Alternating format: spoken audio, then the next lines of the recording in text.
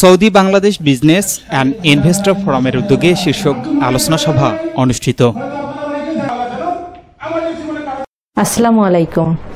এমকে টেলিভিশনের প্রবাসী সংবাদে আপনাদের সাথে আছি আমি শারমিন মিনা। এতক্ষণ শুনছিলেন সংবাদ শিরোনাম, এখন ডেস্ক থেকে বিস্তারিত। সৌদি আরবে বাংলাদেশিদের ব্যবসা প্রতিষ্ঠান দিন দিন বৃদ্ধি পাচ্ছে, ফলে সৃষ্টি হচ্ছে বাংলাদেশিদের নতুন নতুন কর্মসংস্থান।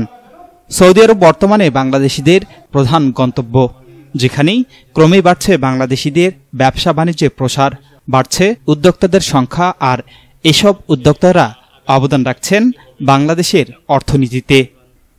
Saudi Bangladesh business and investors ফোরামের উদ্যোগে শীর্ষক আলোচনা সভায় গতকাল জেদ্দার একটি অভিজাত হোটেলে এতে সভাপতিত্ব করেন Saudi Bangladesh business and investors ফোরামের সভাপতি আলহাজ আব্দুর রহমান।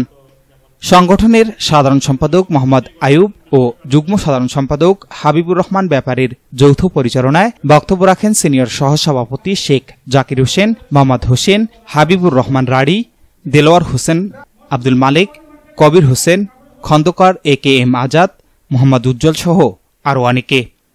এতে উপস্থিত ছিলেন garments, food, beverage and vegetables, dry food, grocery, real estate, আবাসন সহ জেদ্দার বিশিষ্ট ব্যবসায়ীগণ ও ইনভেস্টমেন্ট এর নেতৃবৃন্দরা উপস্থিত ছিলেন।